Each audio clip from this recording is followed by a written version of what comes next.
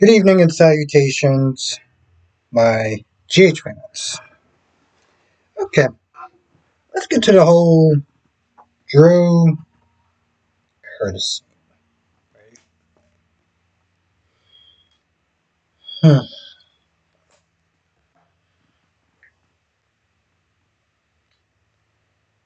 Okay, so on some level, I can see where Curtis is coming from, right? Because ultimately, he thinks that Drew has these ulterior motives. What they are, only God knows. And he basically is like, you know, he feels that once this, he's like, if this procedure doesn't work, he feels like Drew's going to use him. And if it doesn't pay off, then he's just going to sit there and throw him to the wayside. He based that off of himself, off of Michael, and anybody else that I don't remember. What it comes down to, it's a pattern. It's a bad pattern, but it's a pattern with Drew. So I think that he just does not want history repeat itself on Kai. The reason why I'm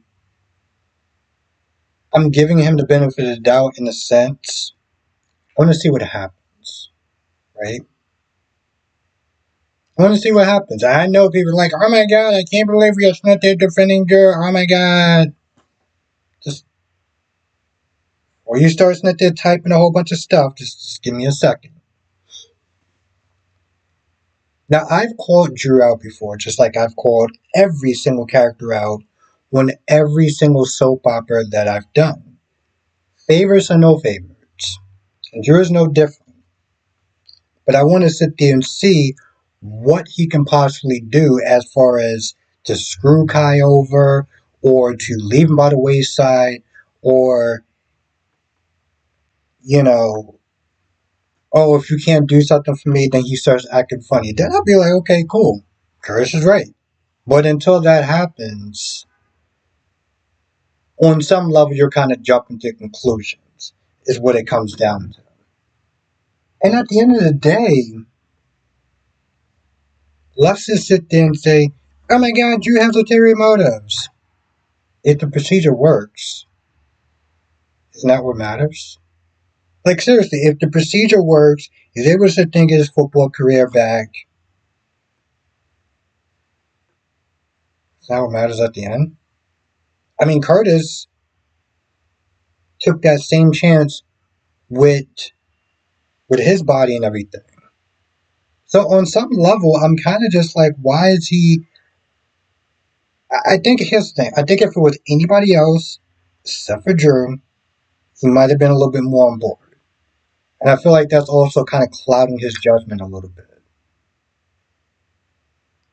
Now, Kai talks to Trina about it, which, okay, it's fine, sit there and bounce some stuff off your friends or whatever, but shouldn't you be having this conversation with, I don't know, your family?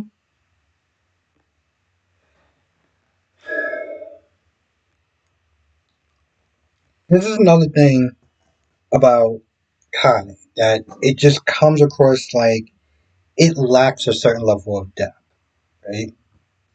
And it seems like they didn't really invest in this character in a sense. Like, I get that has a ton of people.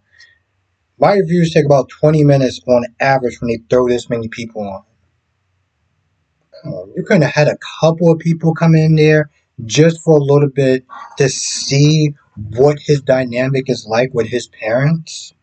To add a little more depth, maybe get into why he is the way he is, maybe why he was nervous or whatever. It just skipping that line and going straight to Trina just shows a lack of depth and investment in his character. And it's like, oh, we just need to sit there and get a man for Trina. Not sit there and get a man or a character that's actually good. You know? So like that's what that vibe just just gives me. Oh, and just in case you forgot, it's the nurses' ball coming soon.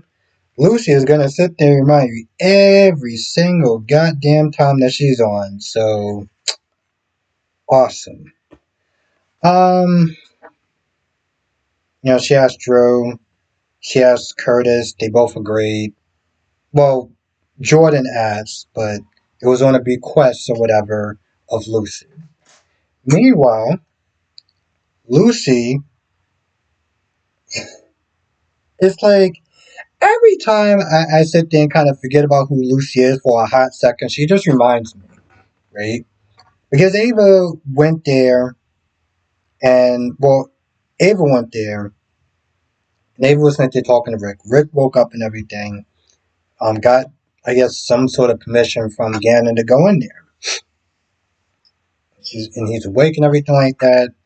And at some point, when Molly, because Christina is just all over the place. She's practically confessing her sins in the church, which makes sense. And Molly's not there thinking, oh, you're so sweet, it's not there giving her prayer. She has no idea that this chick, could have unalived her damn dad. Anyway, they go and see their dad. Well, they go and see her dad. And Christina sits there and takes one look at Ava's like, oh, I can't be here. Alexa's like, no, you can leave. And Ava's like, no, this is a public place. I did that yesterday. He's my friend. He's awake.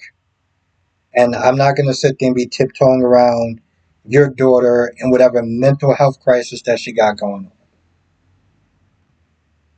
So that happens. And right when after Christina leaves and Molly goes sees her dad, you can tell it's this tension between the two. Lucy comes up and she's like, nurses ball, nurses ball, nurses ball information. You're going to perform, right? You really don't know how to read a room or a situation, do you?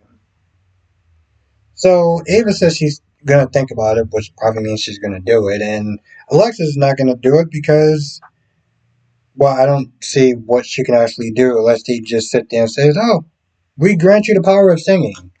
Go, auto-tune.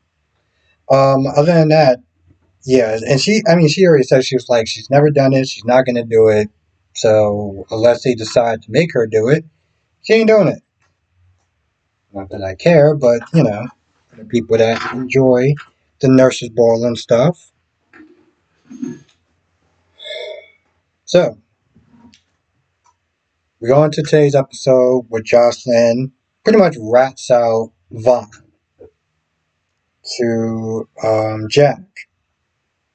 Vaughn is like, well, that's not what happened, and, I think she kind of misread the situation, and Jack is like, well, I trust him because I'm like, if you're lying, you're going to be out. Now, we all knew what it was. We all knew what it was. We said it last night in the live stream. I said it in my video. And then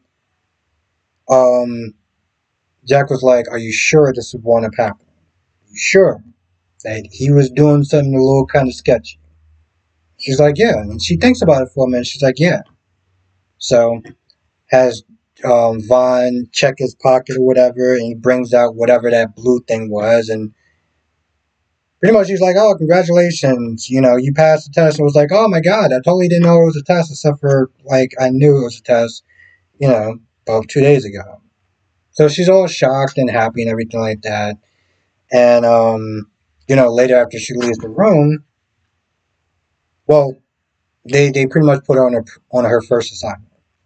And of course, Jack is like, since she's still green, this is her first assignment, you're going to be back. So I guess he gets to be back out in the field, even if it's babysitting. Not really much happened with Liz, except for, she's being kind of a lousy patient. She wants to do stuff herself, and she wants to check out the hospital, and da da da da da da da da. But she was asking about Rick, and she was happy to hear the good news that Rick was awake. Towards the end, Lucky decided to text Christina and meet her at the chapel or outside or somewhere. And long story short, Christina's like, well, Liz is okay and Rick is awake, so you're not gonna say anything, right? Listen, I get it. She don't want to go to jail, but boo, you have not been taking care of your mental health. Okay, you nearly caused the death of two people, and you just like, no harm, no foul. Be good, right? You don't need to like say anything, right? And you see in the next clip, Lucky's like, yeah, but you almost killed Liz. I don't give a damn about Rick, but you almost killed Liz, and that's the problem right there. You need to sit there and pay for your actions, pretty much.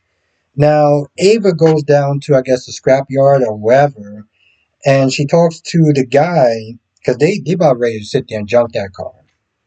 But Ava's like, listen, I got to file a claim for my insurance and everything like that, and I want to sit there and sue, if there was some sort of defect with the car. I mean, she drives her daughter around that thing, so, like, that's the concerning issue. Plus, insurance purposes. Long story short, the guy tells her that her brakes was cut. It's intentional, deliberate.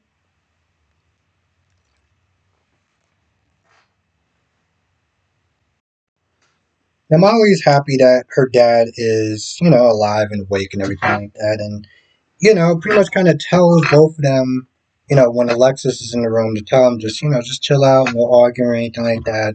Alexis like, what happened? Do you remember what happened? And Rick is like, no, I'm having a hard time concentrating because, head injury.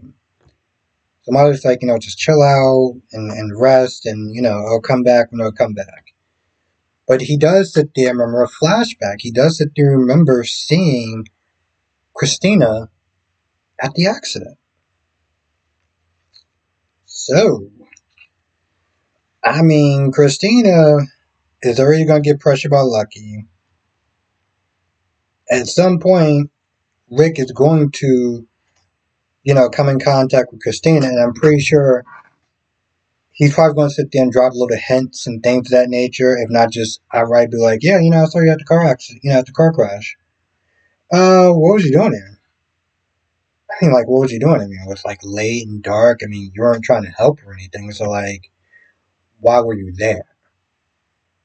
I'm not gonna lie, I can't wait to see those scenes. I cannot wait. Um, Also during this discussion of Kai bouncing off the idea to Trina about the experimental surgery and everything, Trina is just more of concerning. At first, she seems like she's a little sus of Drew. And then she's just more concerned that, hey, listen, it may not work. It may work. You may go back on that field. You may have another injury. And then what? Like, she's just more concerned about his safety. And, again, there's no guarantees that he may even be able to play in the NFL or even go back to college football since his spot is probably, taken. And then Lucy comes in just to remind people that the nurse's ball is approaching and she wants them to sit there and perform. So can't wait to not watch that stuff. Listen, I do generally like General Hospital. At my times where I like and I love General Hospital. But I am so happy that I watched pretty much all the other soap operas. Whew. Let's see. Oh, I was like, well, that's about it. No, it's not. You got Carly and you have Jason. And just long story short, they talk about, well, Jason doesn't trust Jack. Jason feels that he values Carly's life more than Jack. He's also on high alert because of Sam. And then there's another element in there too. See, Jason's used to dealing with mob threats, not international spies and espionage and poison wine and polonium and all this other stuff. He's not. That's not his world. But Carly's like, no one's going to tell me what to do, not even you. So, long story short, Jason just agrees to drop it, agrees to trust her instincts when she feels that she knows it's too dangerous. I'm like, I mean, no offense, but how are we going to sit there and trust your instincts? We were at Sunny for years, and all sorts of stuff happened with you and the kids and Michael being in a burn unit right now, but we're supposed to sit there and trust your instincts. Yeah, okay. Sure. And just a little reminder, you know, I can be a dick at times. It's not the comment I'm about to say.